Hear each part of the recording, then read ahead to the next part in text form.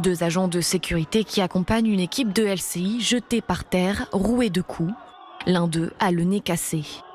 Depuis quelques semaines, plus une équipe de télévision ou presque ne sort sans ses vigiles, qui interviennent dans chaque cortège pour des intimidations. Ce pigiste freelance reçoit un coup en direct, à Pau.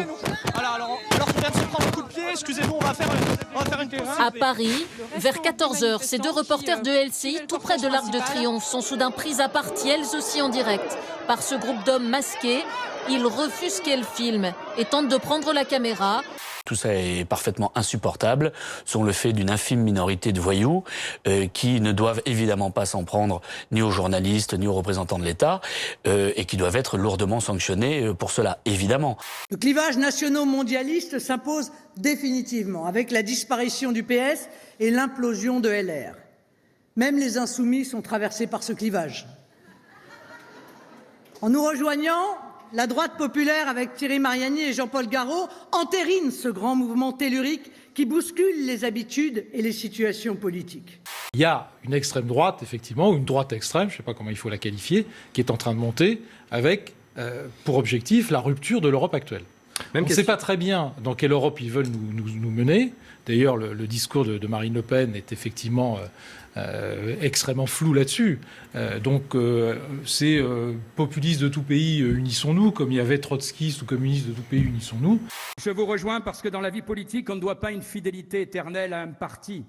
On doit une fidélité éternelle à ses idéaux, à ses idées. Et c'est pour cette raison que j'ai fait ce choix. Le 26 mai 2019 offre l'occasion de dénouer la crise politique née de l'aveuglement, de l'intransigeance, du mépris de classe, de la spoliation fiscale et de la déconnexion humaine d'un président dérangeant dans ses attitudes, inquiétant dans ses comportements, incompétent dans ses fonctions. Dans la lettre que je m'apprête à écrire aux Français, j'expliquerai ce que je compte en faire. Elle sera publiée en début de semaine prochaine. Voilà. Le premier jour de la semaine prochaine. Il faut prendre le président au mot. Il veut un grand débat. En tout cas, il donne le sentiment de le vouloir. Eh bien, allons-y. Et justement, par la force du débat, faisons remonter toutes ces revendications qui existent et que nous connaissons, et donc donnons-nous l'occasion de porter ces messages jusqu'au plus haut. Les cahiers de doléances, je vous signale que c'était sous la monarchie parce qu'on n'était pas encore en République et qu'il y avait des moments autorisés et des sujets autorisés. Donc, le grand débat, c'est de la foutaise intégrale. Il n'y a pas un Français qui croit à cette comédie. Je vois qu'Emmanuel Macron fait durer le plaisir en faisant du teasing avec sa lettre, puis avec la mise en place de la commission. Tout ça pour nous démontrer qu'il est peut-être maître des horloges, mais j'ai pas l'impression qu'il soit maître de grand-chose en fait. Si le grand débat sert à ce que cette parole puisse s'exprimer et trouver des conclusions, alors il faut que ce grand débat puisse vivre.